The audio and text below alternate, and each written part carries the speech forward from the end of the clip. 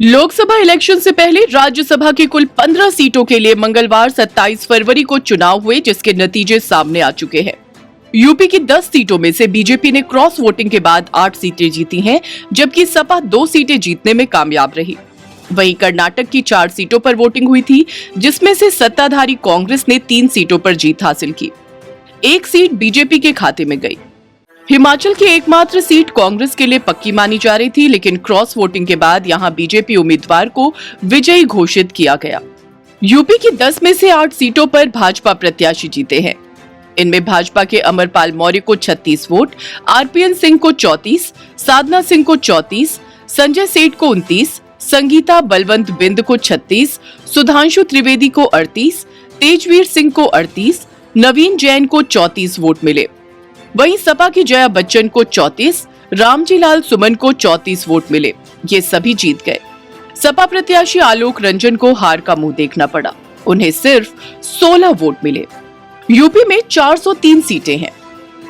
इनमें से 4 सीटें सदस्यों के निधन से खाली हो गई हैं, इसलिए राज्यसभा चुनाव में गिनती 399 की होगी। वहीं समाजवादी पार्टी से रमाकांत यादव, इरफान सोलंकी जेल में है, जबकि सुहेल देव भारतीय समाज पार्टी से अब्बास अंसारी जेल में बंद हैं। वहीं सपा विधायक महाराजी प्रजापति वोटिंग में गैर हाजिर रही।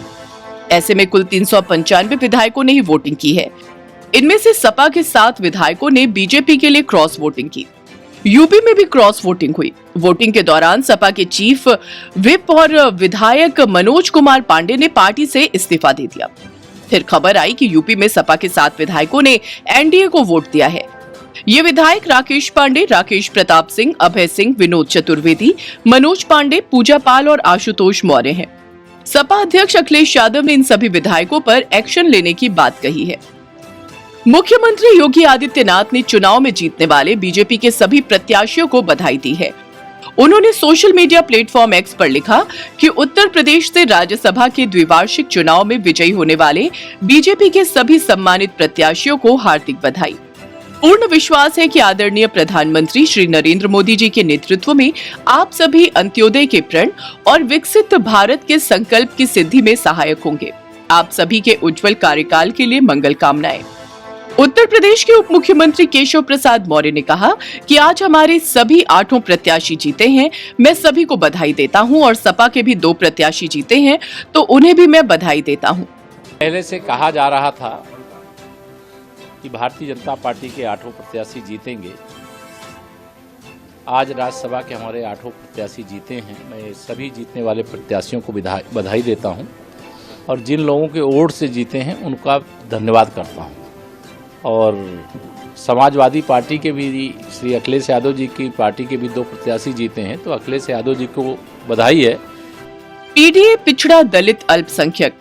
पिछले 1 साल में सपा प्रमुख अखिलेश यादव ने शायद ही कोई ऐसी सभा या प्रेस कॉन्फ्रेंस हुई हो जिसमें उन्होंने पीडीए का जिक्र न किया हो। वक्त के साथ उन्होंने पीडीए की नई परिभाषाएं भी गढ़ी, लेकिन राज्यसभा चुनाव में भाजपा के 8वें उम्मीदवार के गेम में अखिलेश का पीडीए फंस गया। पार्टी के अंदर की विरोधी आवाजें बाहर आ गईं। वोटिंग के दिन सपा के सवर्ण तबके के 5 विधायकों ने क्रॉस वोटिंग कर दी।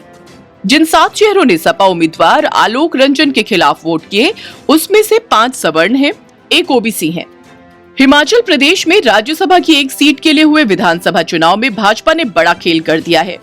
कुल 68 में से 34 वोट कांग्रेस प्रत्याशी डॉक्टर अभिषेक मनु सिंघवी के पक्ष में पड़े, जबकि अन्य 34 वोट बीजेपी प्रत्याशी हर्ष महाजन के पक्ष में पड़े। इसके बाद नियम ड्रॉ ऑफ लॉट्स के तहत पर्ची निकाली गई। इस पर्ची में बीजेपी प्रत्याशी हर्ष महाजन का नाम निकला और हर्ष महाजन विजयी घोषित हुए। अब हर्ष महाजन हिमाचल प्रदेश से राज्यसभा सांसद के तौर पर दिल्ली जाएंगे। इससे पहले इंदु गोस्वामी और प्रोफेसर सिकंदर कुमार हिमाचल प्रदेश से राज्यसभा सांसद हैं।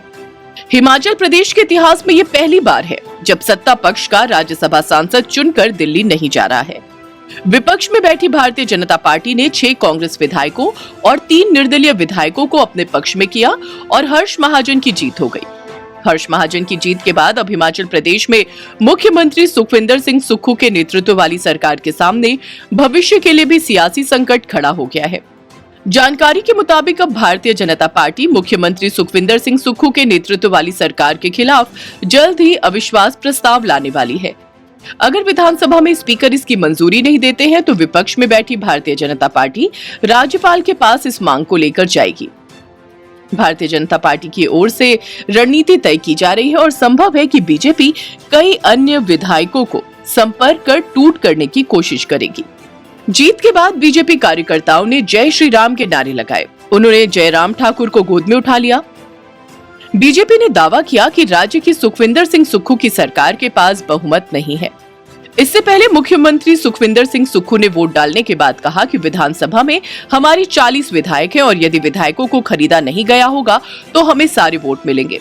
कि हमारे 40 विधायक थे, अगर कोई बिका नहीं होगा तो हमें 40 के 40 वोट आएंगे। निश्चित तौर पर मेरा यह मानना है कि कांग्रेस की विचारधारा और हाथ के निशान पर जो चुनकर आए हैं उन लोगों ने पार्टी को वोट डाला होगा, पार्टी के प्रत्याशी को वोट डाला होगा। तो अभी तक तो हम शाम को काउंटिंग है तभी कुछ बोल सकते हैं, लेकिन मेरा मानना है कि कांग्रेस का अगर कोई विधायक बिका नहीं होगा तो हमारे को 40 के 40। शाम में उन्होंने बीजेपी पर आरोप लगाया कि बीजेपी ने उनके 5-6 विधायकों को किडनैप कर लिया है। बिहार में मंगलवार को विधानसभा में कांग्रेस के 2 विधायकों और राजद की एक महिला विधायक ने अपना पाला बदला है।